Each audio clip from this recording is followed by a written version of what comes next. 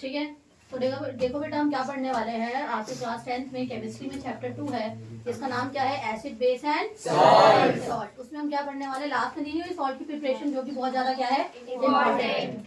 ठीक है, तो उसमें हम ये पढ़ेंगे कि सॉल्ट की सारी प्रिपरेशन, साथ में पीओपी इजिप्शियन के बारे में।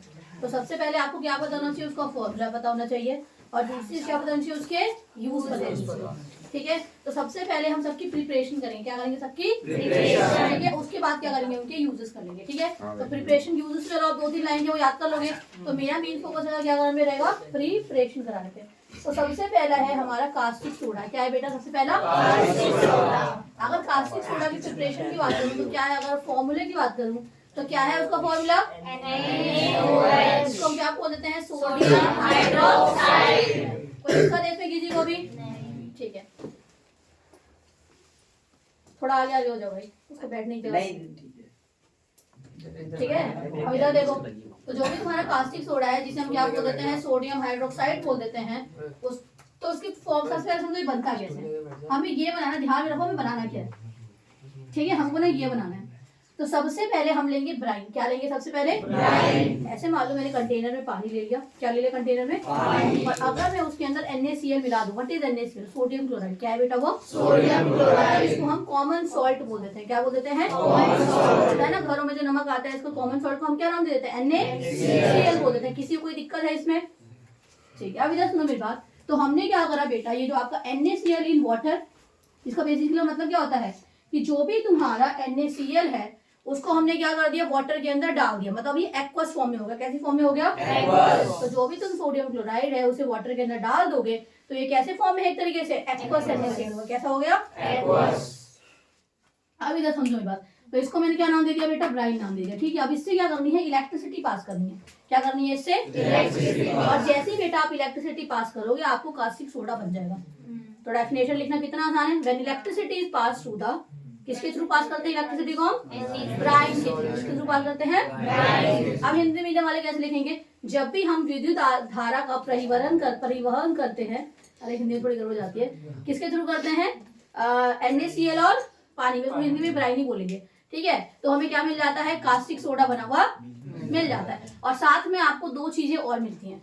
क्या मिलेगी, कोई बताएगा, क्लोरीन गैस और हाइड्रोजन गैस। चलो इसकी इक्वेशन लिखे, बताओ, चलो बोलो मेरे साथ। बहुत बढ़िया।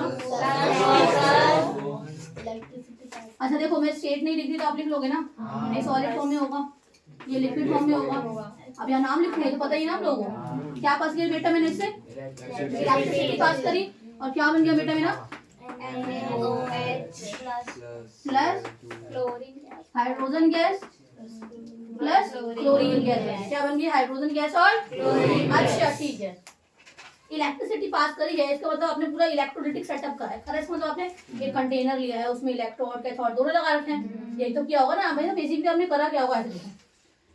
अगर एक क्वेश्चन 3 नंबर में आ गया तो कैसे बताओ, किसी प्रिपरेशन बताओ। तो ये क्वेश्चन लिखने से नंबर थोड़ा मिल जाएंगे, आपको वो पूरा सेटअप बना के दिखाना पड़ता है। समझे मेरे को, क्या समझने का, तुम कुछ नहीं करना होता। ये तुम्हारा कंटेनर है,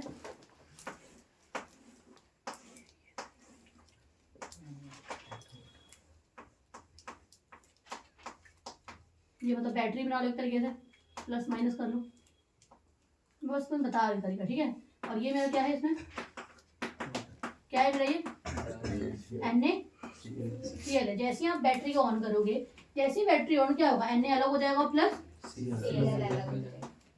क्योंकि आपको पता है जब भी हम किसी भी आयनिक सॉल्यूट, आयनिक कंपाउंड, NaCl एक इलेक्ट्रोलाइट है। क्या है NaCl, इलेक्ट्रोलाइट। बताया था मैंने इलेक्ट्रोलाइट क्या होता है, हर चैप्टर में बताते हैं इलेक्ट्रोलाइट क्या होता है। एसिड बेसिस और स्टार्टिंग में पढ़ाया है।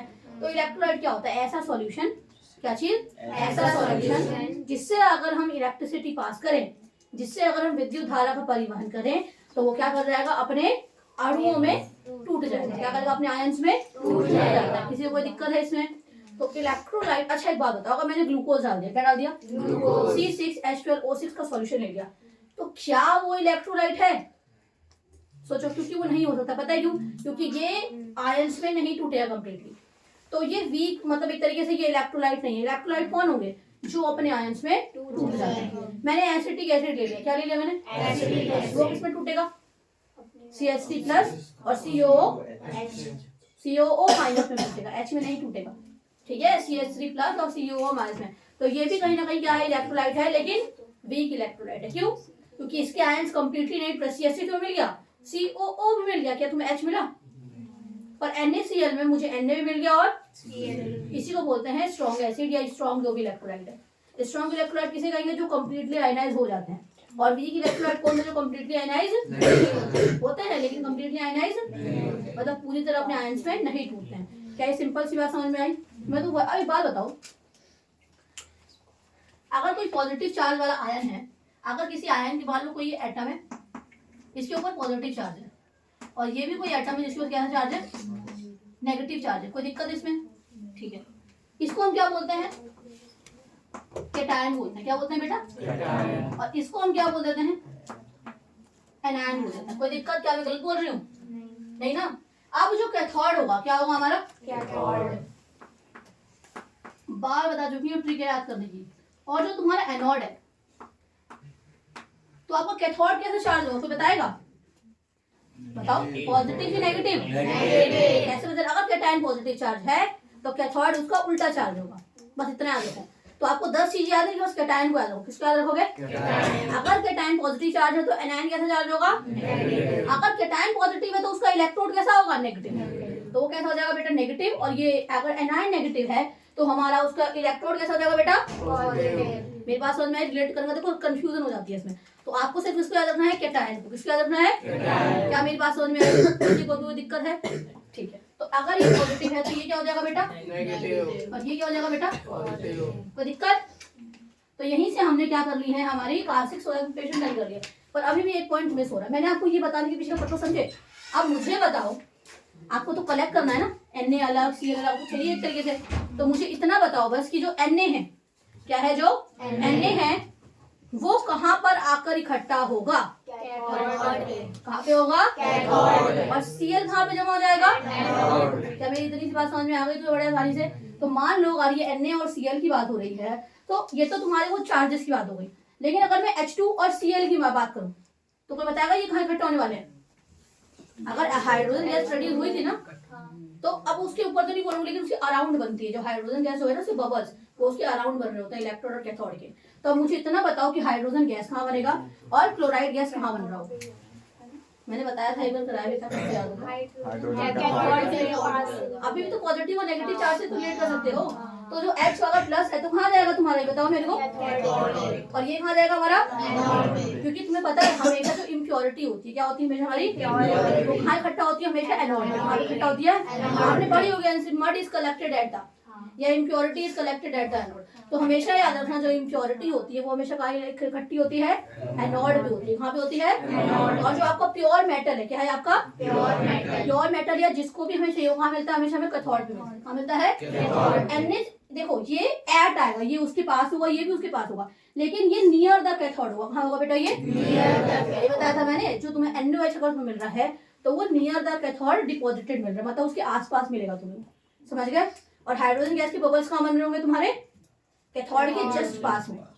तभी तो बबल्स बनते। तो अच्छा एक बात बताओ, हमने चैप्टर 1 में ही पढ़ा था केमिकल रिएक्शन वाले में कि अगर कोई भी केमिकल रिएक्शन होती है तो हमें कैसे बदलता है? कलर में चेंज हो सकता है, स्टेट में चेंज हो सकता है, बबल्स बनते हुए दिख सकते हैं, देख सकते हैं। ये सब तरीके हैं ना बताने की केमिकल। अब देखो, आप अंदर तो झांक के देख नहीं सकते उसके अंदर कि पानी के अंदर क्या रिएक्शन हुई, मॉलिक्यूल्स कैसे इंटरेक्ट किए हैं। तो हमने कुछ तरीके निकाले ना, कलर में चेंज हो सकता है, स्टेट में चेंज हो सकता है, टेम्परेचर में चेंज हो सकता है। याद है चैप्टर 1 में पढ़ा था हमने कि कैरेक्टरिस्टिक्स ऑफ कोई भी केमिकल रिएक्शन हो रही है तो उसकी क्या क्या कैरेक्टरिस्टिक्स है। याद आ रहा है? कुछ भी नहीं याद आ रहा है? ठीक है, यहाँ सब कुछ मैंने सारे टॉपिक्स कवर हो जाए। लेकिन आपको मेरे अब इस प्रोसेस को हम क्लोर अल्कली प्रोसेस भी बोल देते हैं। क्या ये चीज समझ में आ गई सबको अच्छे से? ठीक है, अब मुझे इतना बताओ, इस प्रोसेस को हमने क्लोर अल्कली प्रोसेस भी बोल दिया। बोल दिया? क्यों बोला हमने इसको क्लोर अल्कली प्रोसेस? बोलो बोलो बोलो बोलो, कोई बताएगा? दीदी क्लोरीन गैस मिल रही है और एक एल्कली मिल रहा है, सोडियम। बिल्कुल सही, ठीक है, ताली दो पहले। बिल्कुल सही बात बोली उसने। अब सुनो इधर भी बात। तो हमने इसको क्लोर बोला और अल्कली बोला। अल्कली बोले तो बेस, मैंने कल ही बताया था कि कुछ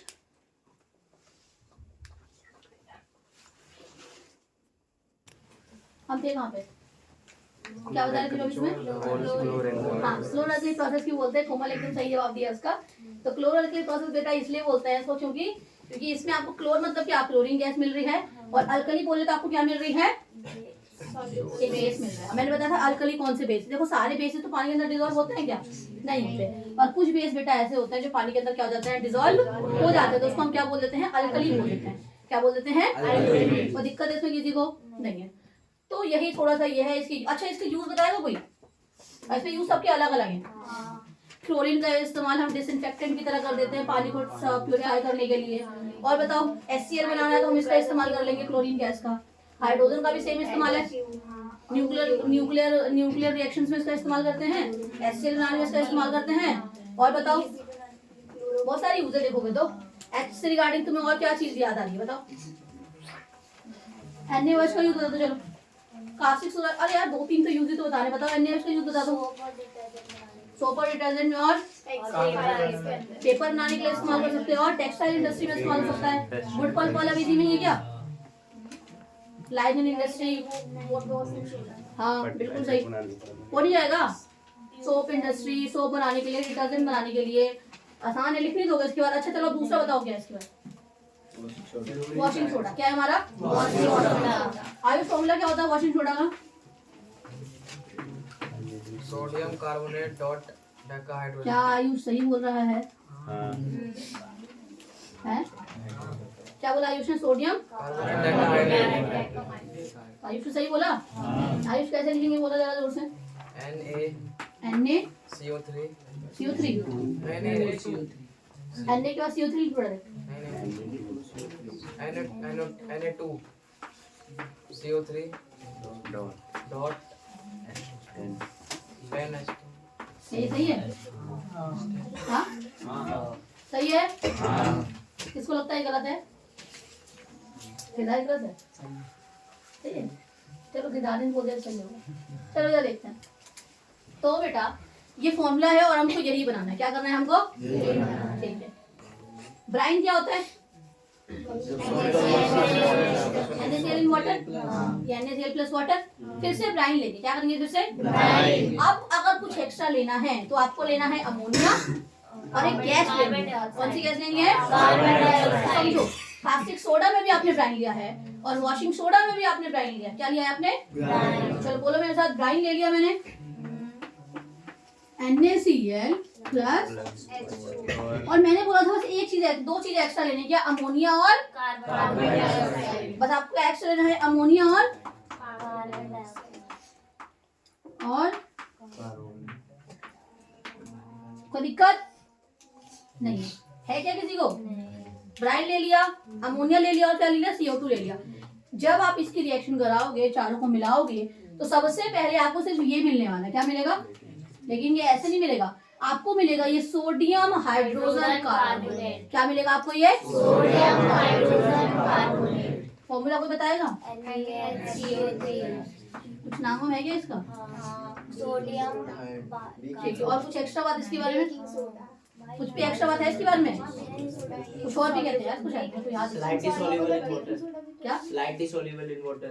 तो ठीक है, Baking कुछ और नाम है इसका? ये तो उसकी कहते हैं इसको भी ना, सोडा ऐश नाम। सोडा ऐश तो बोलते हैं। सोडियम बाइकार्बोनेट भी तो बोलते हैं। नहीं ठीक है, मैं ये क्या पूछ रही हूँ? कुछ और नाम नहीं है क्या इसका? हाँ, क्योंकि जब मैं बताऊंगी कि ऐसे छोड़ा भी भूल जाओ, बात बताओ, चल सा दिखाऊं। और साथ में आपको एक्स्ट्रा क्या मिलेगा? Ammonium chloride. क्या मिलेगा आपको? Ammonium chloride. चलो दोबारा समझो मेरे साथ, पहली रिएक्शन ये 3 स्टेप आएंगे इसमें। कितने स्टेप आएंगे? पहला स्टेप समझ में आया? पहला स्टेप क्या है बेटा? ब्राइन, मतलब NaCl इन वाटर। फिर क्या लेना है? अमोनिया। अमोनिया का मामला NH3। कौन सी गैस लोगे? Carbon dioxide. ये बनेगा लेकिन हाइड्रोजन के साथ। किसके साथ? हाइड्रोजन। Sodium hydrogen carbonate. फिर क्या मिला तुम्हें? Ammonium chloride. क्या मिला तुम्हें? ये अमोनियम क्लोराइड। NH3 अमोनिया होता है और NH4 अमोनियम होता है। क्या होता है? अमोनियम। हिंदी में ना वाले भी इसको ऐसे लिखेंगे, हिंदी में इसको नाम लिखना पड़ेगा, अमोनियम क्लोराइड। क्या बोलेंगे इसको? कोई दिक्कत है किसी को? अब यहाँ समझो, ये जो आपका सोडियम हाइड्रोजन कार्बोनेट बना है बेटा, इसे बेकिंग सोडा बोला जाता है। क्या बोला जाता है इसको? Baking soda. और ये जो कंपाउंड है ये पानी के अंदर स्लाइटली सॉल्युबल है, मतलब ये पानी के अंदर थोड़ा ही घुलनशील होता है, मतलब थोड़ा सा ही सॉल्युबल है, इसीलिए ये प्रेसिपिटेट आउट हो जाएगा। क्या हो जाएगा ये? अच्छा एक बात बताओ, अगर मैंने पानी के अंदर मिट्टी मिला दी, क्या कर दी? क्या वो मिलेगा? पर वो पूरी तरह नहीं सॉल्युबल हो रहा है, पर कुछ चीजें ऐसी होती है ना जो थोड़ा बहुत सॉल्युबल। अच्छा मिट्टी के एकदम ऐसा पार्टिकल्स है जो बिल्कुल पाउडर की फॉर्म में, कैसी फॉर्म में है? तो वो थोड़े अमाउंट तक मिक्स हो सकता है कि नहीं हो सकता? लेकिन जो कुछ मिट्टी के जो पार्टिकल होंगे वो क्या करेंगे? नीचे बैठ जाएंगे। तो कुछ ऐसा समझो कि जो सोडियम हाइड्रोजन कार्बोनेट है ये स्लाइटली सॉल्युबल है पानी के अंदर। किसके अंदर है? कोई दिक्कत? अब कोई चीज पानी के अंदर सॉल्युबल है ही नहीं तो क्या वो प्रेसिपिटेट नहीं कर जाएगी? प्रेसिपिटेट का मतलब क्या होता है? नीचे बैठ जाना, सॉलिड मास बना लेना। तो ये जो बेटा आपका कंपाउंड है इसे हम क्या बोल देते हैं? Baking soda. और ये क्या करता है? पानी के अंदर स्लाइटली सॉल्युबल है। क्या ये पानी के अंदर स्लाइटली सॉल्युबल, इसीलिए ये क्या कर जाएगा? प्रेसिपिटेट आउट हो जाएगा। पीपीटी मतलब क्या? क्या किसी को कोई दिक्कत है इसमें? बताओ, है पहली रिएक्शन में दिक्कत? बहुत आसान है। ब्राइन लिया, अमोनिया लिया, कार्बन डाइऑक्साइड ली, सोडियम हाइड्रोजन कार्बोनेट और अमोनियम क्लोराइड मिलेगा। और जो आपको ये वाला जो कंपाउंड मिला है इसे बोलते हैं बेकिंग सोडा, और ये पानी के अंदर थोड़ा सा सॉल्युबल है इसीलिए प्रेसिपिटेट आउट कर जाएगा। कोई दिक्कत? अब जो आपको ये वाला जो कंपाउंड है वो तो सॉल्युबल है, उसको तो कोई दिक्कत ही नहीं है। अब मैं फिर से इसको उठाऊंगी क्योंकि पानी के अंदर सॉल्युबल नहीं है ना। अब मैं क्या करूंगी? सबसे पहले तो जो भी प्रेसिपिटेट मिला है उसको सुखाएंगे। क्या करेंगे? इसको सुखाएंगे। गीला होगा ना अभी पानी के अंदर है तो क्या करेंगे? इसको ड्राई करेंगे। क्या करेंगे? इसको फिल्टर करेंगे। सुखाएंगे नहीं, फिल्टर करेंगे फिर ड्राई करेंगे। क्योंकि पानी के अंदर है ना तो पहले पानी को छानोगे नहीं, तो तब छानोगे नहीं पानी को। अगर उसको पानी के अंदर मिला तो पहले फिल्टर करना पड़ेगा। क्या करना पड़ेगा? अब अगर चाय में से चाय पत्ती को छान लेते हैं तो ऊपर क्या मिल जाता है? चाय पत्ती मिल जाती है। अब उसको करेंगे ड्राई। क्या करेंगे? उसको तो फिल्टर करेंगे, ड्राई करेंगे और फिर हीट करेंगे। क्या करेंगे? फिल्टर करेंगे, हीट करेंगे, फिर क्या करेंगे? इसको इतना लिखना लिखो, नहीं लिखना तो छोड़ दो। समझ गए बात? डायरेक्ट वर्क पे अगर होगा तो हीट करोगे, तो फिल्टर करना है, ड्राई करना है। मैं सीबीएसई के हिसाब से भी कोशिश कर रही हूँ कि ये कंप्लीट हो जाए, क्योंकि ऐसे ऐसे फिल्टर ड्राई इसमें भी क्वेश्चन आ जाता है। तो फिल्टर करेंगे, फिर क्या करेंगे? इसको हम ड्राई करेंगे और फिर क्या करेंगे बेटा? हीट कर देंगे। कोई दिक्कत है इसमें किसी को? तो दूसरा स्टेप देखो। अब दूसरे स्टेप पे ना आपको ये बनाओ मिल जाएगा, ठीक है?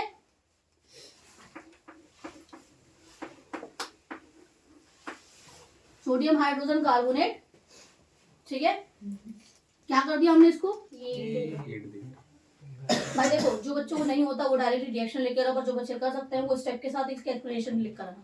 मैंने लिखवाई है ना, उसके साथ लिख कर आना, अच्छे नंबर मिल जाएंगे। और वैसे भी लिखोगे तो ही मिल जाएंगे, पर इंप्रेशन अच्छा करना है तो वो लिख कर आ देना। ठीक है बेटा? हमने क्या करा? इसको हीट करा, मुझे क्या मिल जाएगा? Sodium carbonate. क्या मिल गया मेरे को? और इसको बोलते हैं बेटा सोडा है। क्या बोलते हैं इसको? हम सोडा है। याद रखना, तो इम्पोर्टेंट चीजें बताते जा रही हूँ। अब एक और चीज, अब हमें यहाँ पे दो चीजें और मिलेगी। क्या मिलेगा? मैं दो चीजें अब आप वापस से ऊपर वाली रिएक्शन पे आ जाओ। आपको इसमें से वाटर और कार्बन डाइऑक्साइड मिल जाएगा। क्या मिल जाएगा? वाटर। कुछ भी अलग से नहीं मिल रहा। अब आपको ये मिल गया, मैंने क्या बोला था? इसमें से छट गया और आपको क्या मिल जाएगा? वाटर और कार्बन डाइऑक्साइड। पहली रिएक्शन में था ना ये, तो यहाँ से क्या ले लो? पहली रिएक्शन में से वाटर ले लो और क्या ले लो? CO2 ले लो। मेरे ख्याल से आपको दूसरा स्टेप भी समझ में आ गया होगा। आया क्या? आया कि नहीं आया? चलो दोबारा रिपीट करते हैं दोनों स्टेप। पहले स्टेप पे क्या था? ब्राइन, अमोनिया का फॉर्मूला, कार्बन डाइऑक्साइड का फॉर्मूला, इसको कर दिया, रिएक्ट करा दिया। क्या मिल गया मेरे को? सोडियम हाइड्रोजन और क्या मिल गया? अमोनियम। अच्छा, NaCl3 के बारे में कुछ बातें बताओगे? बताओ। नाम क्या है इसका? Baking soda. और क्या है ये? पानी के अंदर, इसलिए क्या कर जाएगा ये? ठीक है। आप क्या करेंगे? इसको फिल्टर करेंगे, ड्राई करेंगे और फिर क्या करेंगे? इसको जैसे हीट करोगे इसमें से हाइड्रोजन हट जाएगा तो क्या बन जाएगा? Sodium carbonate. दो चीजें और मिलेगी ऊपर वाली रिएक्शन से। क्या मिलने वाली है? कार्बन डाइऑक्साइड और वाटर। याद हो गया? आसान था कि नहीं था? अब एक बात बताओ, फॉर्मूला बनाने में बस क्या चीज की कमी रह रही है? ये तो मिल गया, बस 10 वाटर के मॉलिक्यूल तो जोड़ने हैं। क्या करना है? अब यहीं से एक नया कॉन्सेप्ट आता है जिसका नाम है वाटर ऑफ क्रिस्टलाइजेशन। क्या नाम है? Water of crystallisation. अब दो टर्म का मतलब समझो, एनहाइड्रस सॉल्ट और हाइड्रेटेड सॉल्ट।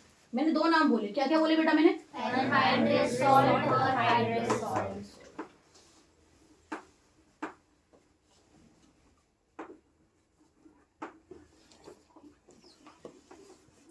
देखो क्या आपको दिख रहा है, ये दोनों सॉल्ट है, दोनों क्या है मेरे? सॉल्ट। अगर मैं बोलूं कॉपर सल्फेट और मैं बोलूं कॉपर सल्फेट पेंटाहाइड्रेट, तो मैं क्या बोलूं? मैंने बोला कॉपर सल्फेट और दूसरा सॉल्ट मैंने बोला copper sulphate pentahydrate.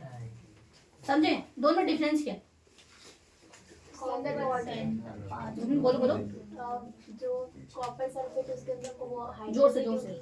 Copper sulphate वो अनहाइड्रेटेड उसके अंदर, क्योंकि उसके अंदर वाटर है ही नहीं। और कॉपर सल्फेट पेंटाहाइड्रेट वो हाइड्रेट। देखो इधर मैंने बोला कॉपर सल्फेट और पेंटाहाइड्रेट, ठीक है? कॉपर सल्फेट है, दूसरा क्या मेरा? कॉपर सल्फेट पेंटाहाइड्रेट है, ठीक है? इधर देखो, तो हमने, मैं क्या बताया तुमको, अब तुम्हें वाटर ऑफ क्रिस्टलाइजेशन समझाई थी। वाटर ऑफ क्रिस्टलाइजेशन मतलब किसी भी कंपाउंड के अंदर, किसी भी नहीं, सॉल्ट के अंदर, किसके अंदर? सॉल्ट के अंदर वाटर के मॉलिक्यूल को जोड़ देना। क्या कर देना? अब एक चीज समझो, सॉल्ट कौन कौन सी फॉर्म? एक तो क्लोराइड की फॉर्म में सॉल्ट पाया जाता है, समझे? अगर HCl से सॉल्ट बनेगा, किससे सॉल्ट बनेगा? क्लोराइड वाला सॉल्ट बनेगा। अगर सल्फेट से सॉल्ट बनेगा तो सल्फेट वाला बनेगा। पता नहीं बात? तो ये जो सॉल्ट है बेटा, ये कैसी फॉर्म है? देखो यहाँ पे कार्बोनेट है, तो ये भी एक सॉल्ट है। क्या है? ये भी एक सॉल्ट। सल्फेट लगा होगा तो वो भी क्या होता है? Mostly salt. क्लोराइड लगा मिल गया मतलब वो भी क्या है बेटा? सॉल्ट। ये समझ रहे हो? ठीक है, ये कभी कभी बेस की तरह भी एक्ट करते हैं, लेकिन ये सॉल्ट भी है। क्या है ये? तो आपको सॉल्ट के अंदर क्या क्या लगा मिलेगा? Carbonate, sulphate, chloride. हमेशा फिक्स नहीं है, कोई क्लोराइड लगा तो वो सॉल्ट ही, वो सॉल्ट भी है और बेस भी तो हो सकता है। समझे मेरी बात? देखो कभी कभी ऐसा होता है, कुछ सॉल्ट ऐसे होते हैं जो पूरी तरीके से सॉल्ट की फैमिली से बिलोंग नहीं करते, इसीलिए उन्हें बेस की कैटेगरी में इन्वॉल्व कर देते। चलो वो हटाओ, वो बात की बात है। फिलहाल बस इतना याद रखो कि किसी भी सॉल्ट के अंदर अगर आप वाटर की मॉलिक्यूल को जोड़ देते हो बेटा, तो उसी को हम क्या बोल देते हैं? Water of crystallisation. क्या बोल देते हैं? Water of crystallisation. आज मैंने बोला था कॉपर सल्फेट और मैंने बोला कॉपर सल्फेट पेंटाहाइड्रेट। पेंटा मतलब 5 वाटर के मॉलिक्यूल लगे पड़े। कितने लगे पड़े हैं? 5। तो जो सिर्फ कॉपर सल्फेट है वो हमारा एनहाइड्रस सॉल्ट है। कैसा सॉल्ट है? एनहाइड्रस। मतलब उसमें कोई भी वाटर की मॉलिक्यूल नहीं है। लेकिन अब अगर मैंने उसमें वाटर के मॉलिक्यूल लगा दिए, इट मींस उसमें क्या हो गया बेटा? वो तुम्हारा हाइड्रेटेड सॉल्ट है। हाइड्रेटेड बोले तो हाइड्रेशन है, मतलब पानी की मॉलिक्यूल।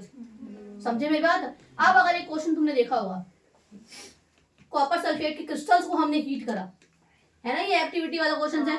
कॉपर के सल्फेट को क्रिस्टल को हीट करोगे तो आपको ट्यूब्स के ऊपर पानी के ड्रॉपलेट्स मिलते हुए दिखते हैं, है ना? ऐसे एक्टिविटी वाला क्वेश्चन। तो इसमें ऐसा क्या हुआ होगा? कॉपर सल्फेट की क्रिस्टल है, इसका मतलब कॉपर सल्फेट किसके साथ है? पानी के मॉलिक्यूल के साथ। और हमेशा याद रखो कॉपर सल्फेट के पास कहते हैं कितना मॉलिक्यूल जुड़ा होता है? 5। और आपको ये याद भी रखना पड़ेगा। एक और चीज समझो, अगर कोई हाइड्रेटेड सॉल्ट है, उसमें पानी का मॉलिक्यूल जुड़ा पड़ा है, इसका मतलब वो जो हाइड्रेटेड सॉल्ट है, जो वाटर ऑफ क्रिस्टलाइजेशन से जुड़ी पड़ी है, इसका मतलब वो उसके शेप के लिए, साइज के लिए और कलर के लिए भी रिस्पॉन्सिबल होता है। इसीलिए कॉपर सल्फेट ब्लू कलर का होता है और जब उसमें से पानी का मॉलिक्यूल हट जाता है तो वो कलरलेस हो जाता है। आपने पढ़ा होगा इस रिएक्शन, देखा ना कलर वाले में? तो ऐसा क्या हुआ? उसने वाटर के मॉलिक्यूल को लूज कर दिया। क्या कर दिया उसने? वाटर के मॉलिक्यूल को लूज। तो वाटर ऑफ क्रिस्टलाइजेशन यहाँ से क्या गई है? हट गई है। तभी तो ये चीज हुआ था, जब मैंने कॉपर सल्फेट क्रिस्टल को हीट करा था तो मुझे ट्यूब के ऊपर पानी के ड्रॉपलेट्स मिले। मतलब वहां पे क्या हुआ था? कॉपर सल्फेट पेंटाहाइड्रेट ने 5 वाटर के मॉलिक्यूल निकाल दिए। तो वाटर के मॉलिक्यूल कहीं तो जाएंगे, कहाँ गए? वो ट्यूब के ऊपर ऐसे ड्रॉपलेट्स की फॉर्म में दिखेंगे। क्या वो वाटर के मॉलिक्यूल वापस से गायब हो सकते हैं? बिल्कुल हो सकते हैं। क्यों? क्योंकि वो कॉपर सल्फेट दोबारा जाके जुड़ भी सकते हैं। पानी तो है, क्रिस्टल बना लेगा या वहां से इवैपोरेट कर जाएगा। क्या मेरी बात समझ में आई? तो अब क्या करनी है? यहाँ पे करनी है वाटर ऑफ क्रिस्टलाइजेशन। मतलब हम क्या करेंगे? सोडियम कार्बोनेट में कितने वाटर के मॉलिक्यूल जोड़ेंगे? 10 ही जोड़ोगे ना। तो क्या वाटर ऑफ क्रिस्टलाइजेशन का फंडा समझ में आया? सीबीएसई वालों के लिए इंपॉर्टेंट है, उसमें क्वेश्चन आता है। समझ गए मेरी बात? तो अब बेटा जो आपका सोडियम कार्बोनेट है,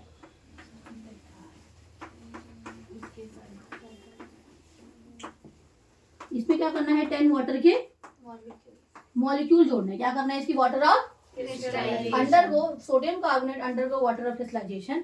समझ गए मेरी बात? और जैसे ही वाटर ऑफ क्रिस्टलाइजेशन हो जाएगी, ये क्या बना लेगा बेटा? ये बना लेगा जो उसको बनाना था।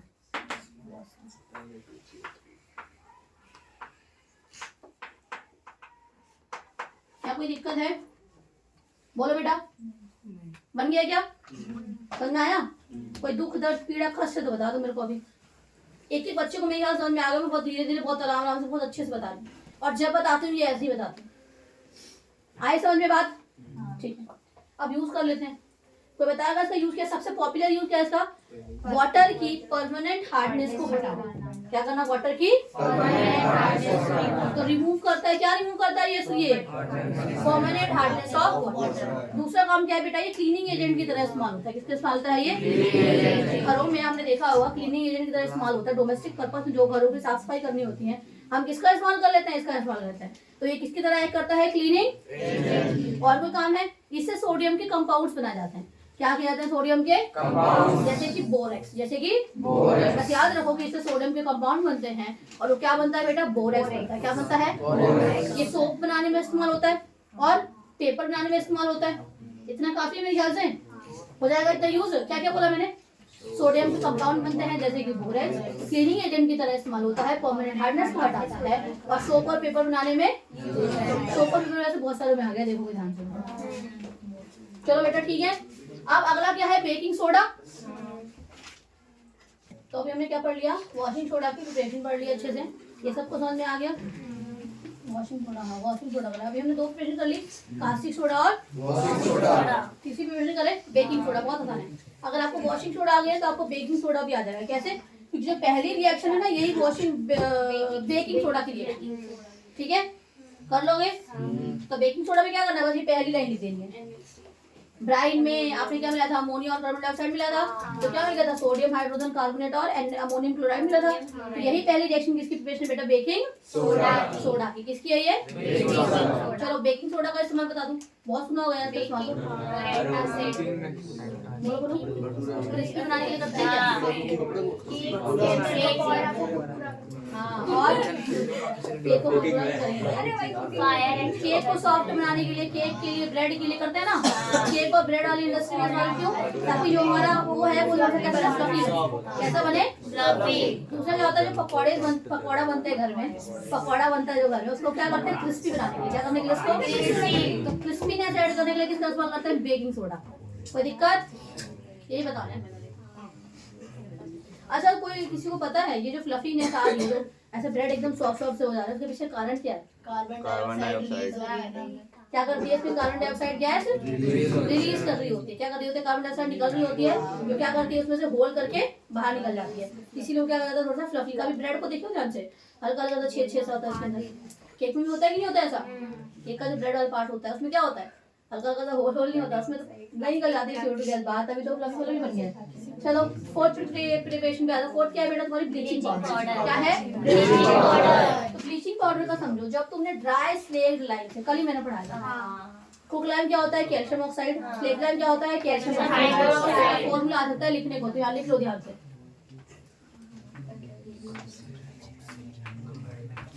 कुक लाइम क्या है? Calcium oxide. और स्लेक्ड लाइम क्या है?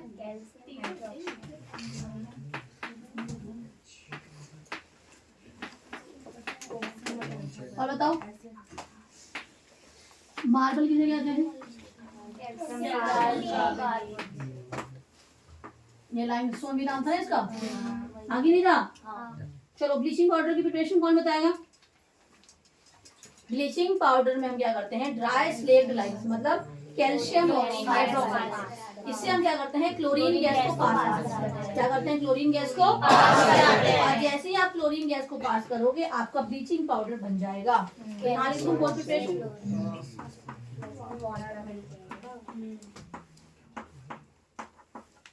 ये कैसा है बेटा? ड्राई है। कैसा है ये? ड्राई। इससे हमने कौन सी गैस पास करी? क्लोरीन गैस पास करी। मुझे क्या मिल जाएगा? Bleaching powder. तो फॉर्मूला क्या था? कैल्शियम ऑक्सी, और साथ में क्या मिलता है? वाटर। कोई दिक्कत? अब ब्लीचिंग पाउडर का इस्तेमाल क्यों करते हैं बताओ? कपड़ों को ब्लीच करने के लिए, मतलब कलर वलर करने के लिए। और बताओ, और कुछ इस्तेमाल है इसका? क्लोरोफॉर्म बनाने के लिए।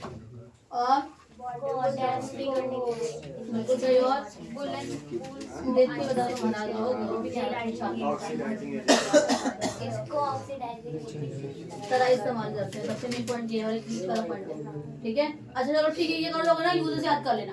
अब हमारा आता है, क्या आता है तुम्हारा, प्लास्टर ऑफ पेरिस। क्या आता है तुम्हारा, प्लास्टर ऑफ पेरिस। इसको हम क्या बोल देते हैं, पीओपी। क्या बोलते हैं, पीओपी, ठीक है। इसकी एक फोटो ले लो पहले, ठीक है। पीओपी करें आप, ठीक है। तो पीओपी में क्या होता है बेटा, पीओपी को समझो पहले। पीओपी क्या है, एक ऐसा कंपाउंड है, पीओपी क्या है हमारा, एक ऐसा कंपाउंड है जो क्या करता है, जैसे ही वाटर की कांटेक्ट में आता है, जैसी हल्का सा भी इसको मॉइस्चर मिलेगा, ये क्या करता है, हार्ड मास बना लेता है। आपने देखा है लोगों को फ्रैक्चर हो जाते हैं, तो प्लास्टर सर्जरी में देखा है, वही आपका पीओपी। क्या है वो, पीओपी, ठीक है। आप यहाँ से समझो क्या होता है। जब हम पीओपी बनता किससे, जिप्सम से बनता है। किससे बनता है, गलत बोल रही हूँ, नहीं। तो जब मैंने जिप्सम को हीट करा, क्या करा मैंने, जिप्सम को हीट करा। कितने टेम्परेचर पे हीट करा बेटा, 373 केल्विन, और एक और टेम्परेचर था सेल्सियस में 100 डिग्री सेल्सियस। तो जब आप जिप्सम को, किसको बेटा, जिप्सम को, और जिप्सम का फॉर्मूला होता है कैल्शियम सल्फेट डाइहाइड्रेट। यही है क्या, मैंने गलत दिखाया कि सही लिखा है, बोलो। तो जब मैंने जिप्सम को, ये क्या है बेटा, कैल्शियम सल्फेट पे कितने वाटर के मॉलिक्यूल लगे पड़े हैं, 2 वाटर के मॉलिक्यूल लगे पड़े हैं।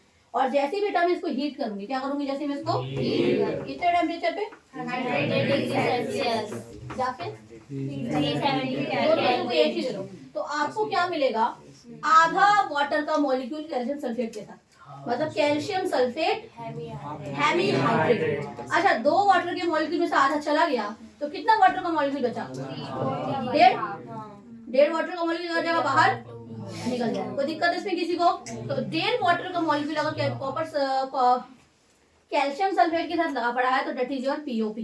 क्या है वो आपका, पीओपी। कोई दिक्कत है किसी को, तो मुझे हीट करने का क्या मिलेगा बेटा,